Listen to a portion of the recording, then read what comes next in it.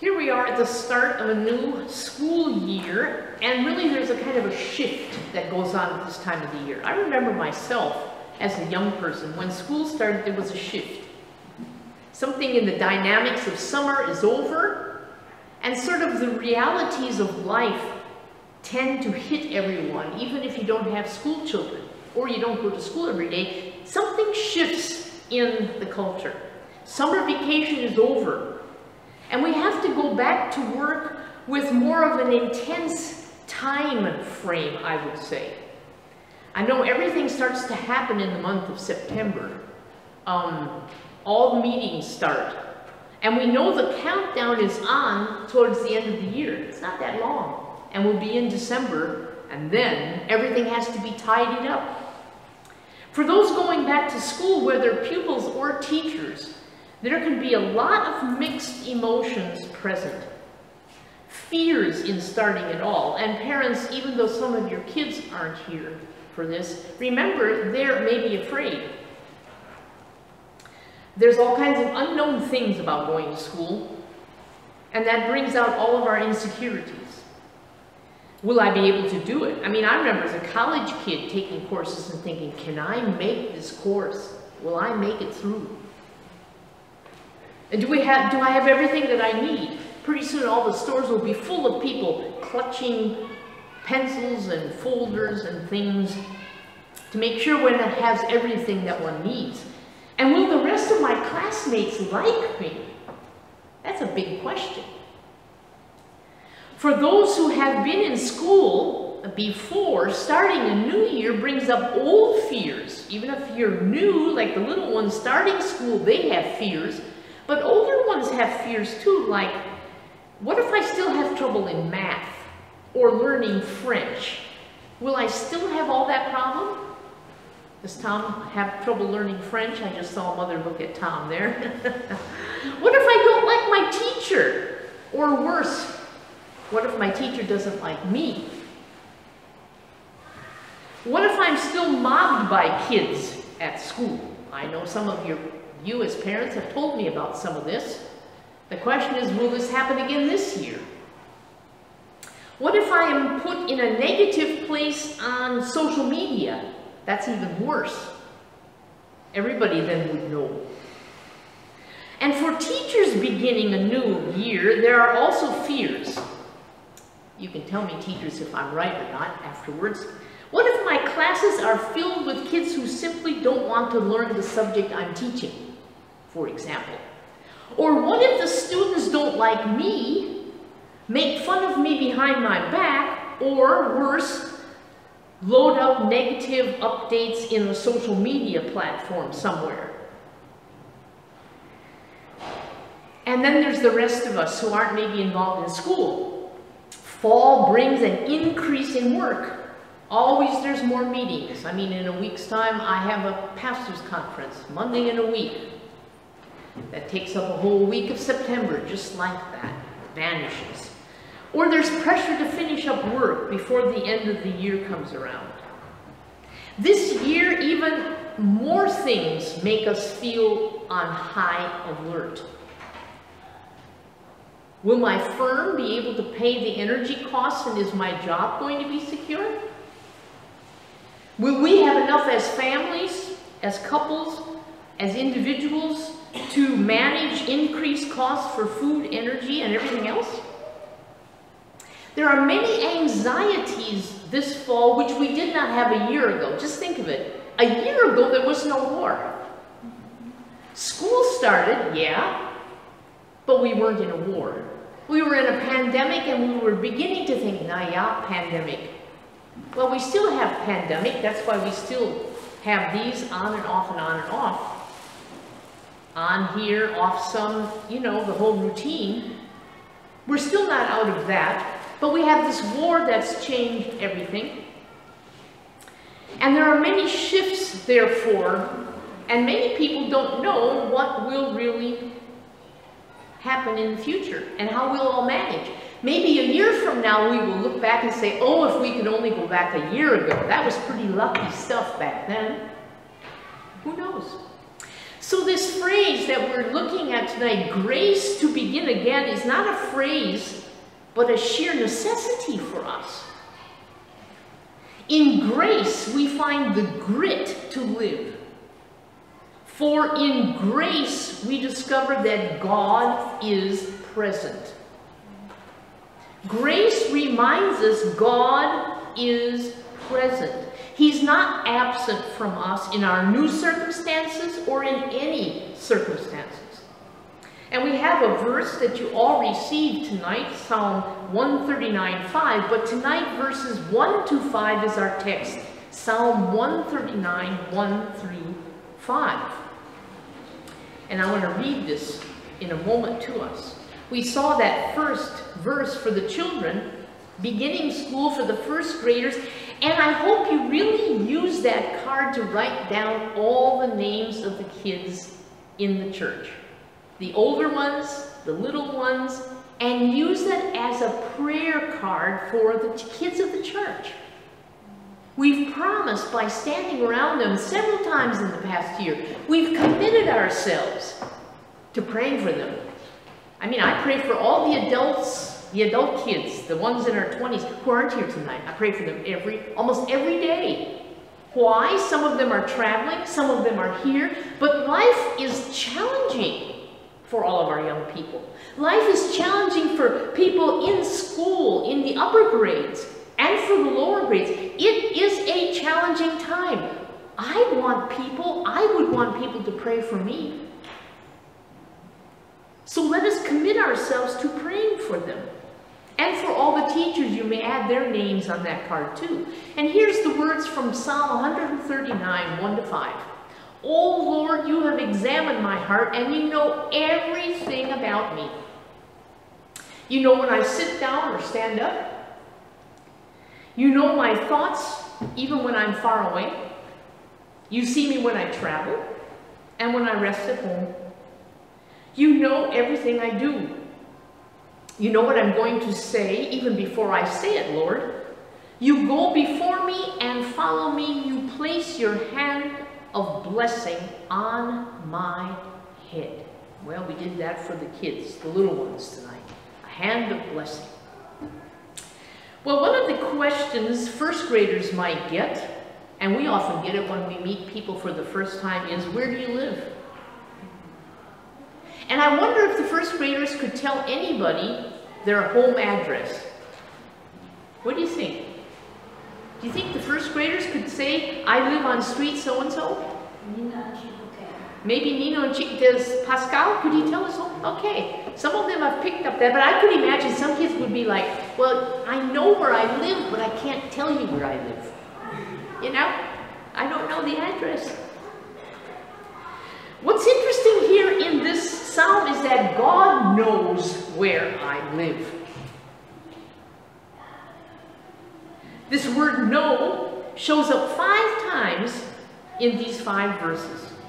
5 times in 5 verses. In Hebrew, the word for know is yada. Yada. Which is rich in meaning, for it suggests a close relationship. The Lord has an intimate involvement with us and in our lives. Yada. I think that would be a way for all of us to remember this sermon tonight. Yada. He knows us. Yada, yada. But knowing is not controlling. Often we think of knowledge as having power, like the more I know and the less you know, that means I am better and I have more power over you. Knowledge is used as power in our culture. And we know in our society that without a diploma or a document with the completion of a course of study, you just can't get a good job. It's almost out of the question. We send our children to school so that they will not be powerless, actually. We want to empower them by giving them an education. But here in our psalm, something else is present. God knows us in a deeply relational way. It's not head knowledge here. we find grace described as God's awareness of us. God is in relationship with us. Without asking Him, God knows us, yada. It's undeserved. He knows us before we even know He exists. That's grace, you know. He comes to us first. And coming out of this yada, His knowledge about us, and makes a relationship exist before we do much of anything. It's not like we have to raise our hand, like we do in school sometimes, or learn somehow another way to get His attention. Sometimes kids do stupid stuff in school to get teachers' attention. I remember a long time ago, but I think we were in 7th or 8th grade. We had a teacher, and all of us loved to tease this teacher to death. So we made an agreement that at a certain moment in time, we would all drop our pencil at the same time, just to frustrate the teacher. So when the time came, all of us went, pew. Some of you have done perhaps other things, but that was one thing that our class did. Alfred had a teacher in Frankfurt, and it was right after the war, of course, and there was all kinds of interesting teachers after the war that were in schools. And this teacher smoked a pipe, but he always put his pipe out and laid it on the ledge of the chalkboard when he came to school, when he came into class. And so the kids thought, let's fix that. So they really pumped all sorts of stuff into his pipe so that when he lit it, the pipe went up, a flame went up real high. Of course, the class got into a bit of trouble with all of that. But people and children and young people try to get the attention often of teachers.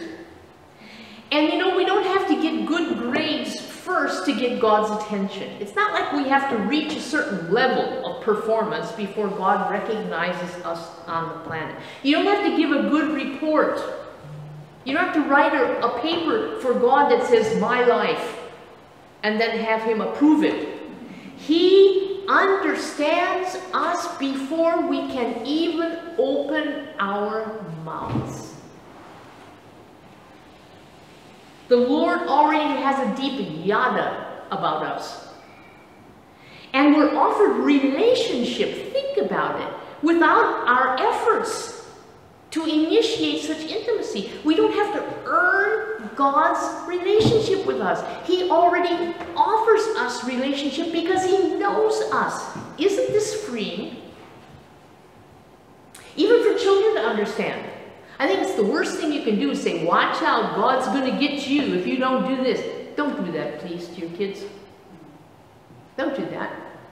Rather say, God certainly knows why you did that. He loves you anyway, you know. There's nothing you can do to get God not to love you. Now that's amazing. Our children can hear us say, if no one understands me, God does. Tell your kids when they're frustrated at school with all the other young people, if no one understands you, God does. If no one understands my home, my life, God does. If no one understands me or how I think or what I'm going to say, God does. He understands. He gets it before I even say it. And we know how slow it is for us to reveal ourselves to others. In school, I mean, when you say honest things to kids at school, you have to measure yourself all the time. In our workplaces, it can be tricky. Think about the last time you really said something direct to your boss that challenged the boss. Did the boss like it? Whistleblowers are not enjoyed. They're not wanted on the planet. If I really tell my boss what I see and how I think, will my job be secure? If I reveal myself to my friends at school, will they laugh at me or accept me?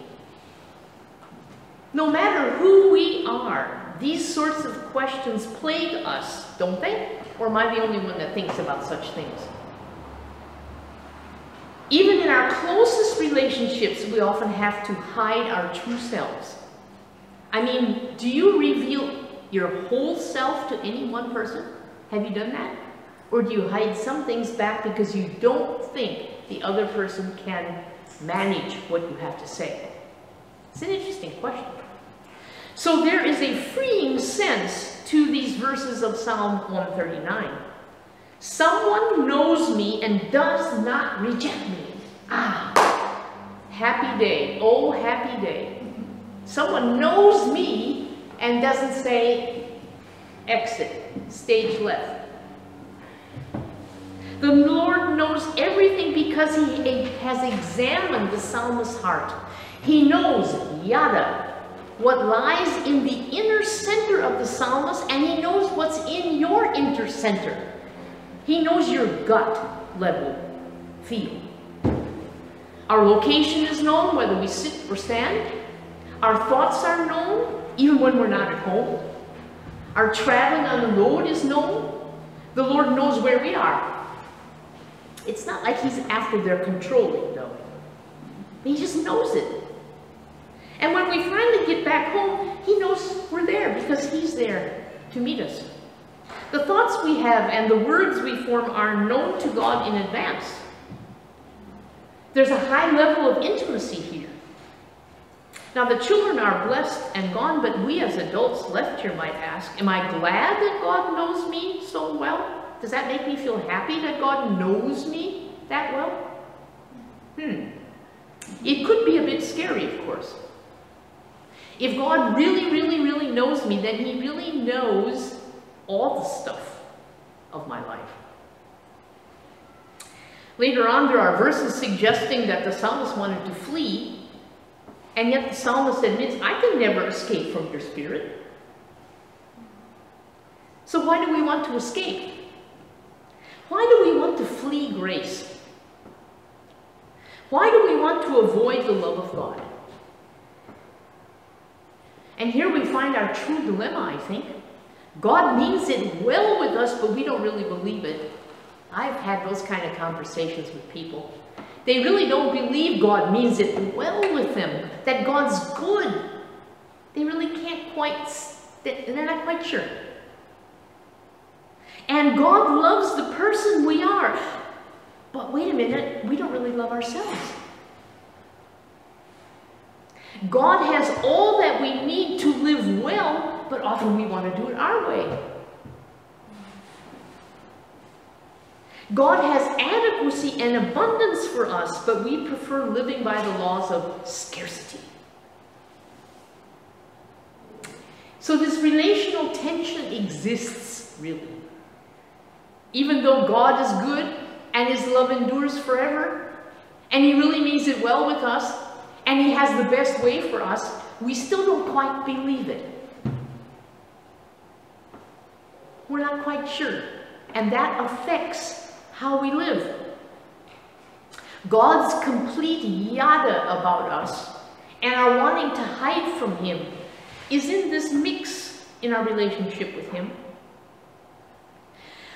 But at the end of the day, all of this encompassing knowledge of God around us can finally have and leave a blessing on us. God encloses us all around. That's why this card with all the hands, take that with you as a reminder. Yes, God is also all around me. He's protective. He's a shelter in the time of storm. He's a rock on which we can stand. He's an inner place from which we can live. Martin Buber, an early 20th century Jewish philosopher and theologian, described the relationship between God and humankind like this. Where I wander, you. Where I ponder, you. Only you. You again. Always you. You, you, you. When I am gladdened, you. When I am saddened, you. Only you. You again. Always you. You, you, you. Sky is you. Earth is you. You above, you below. In every trend, at every end, only you, you again, always you, you, you, you. Perhaps the big opportunity now this fall is to allow the gracious presence of God to truly bless us as we begin our tasks again. Perhaps we can embrace the you that is always there. Whether entering school or going on with our lives in other ways, remember, he is there. And perhaps we simply need to say these two words, yada and you.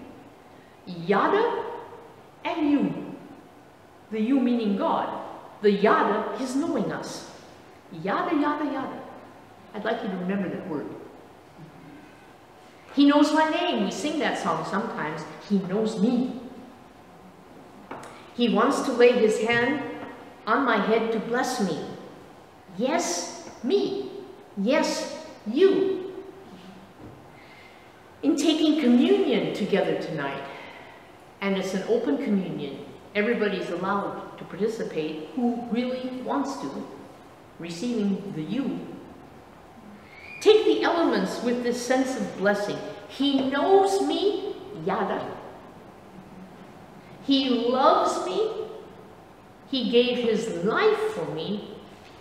And that is a blessing for me. And all the people said, amen. Amen.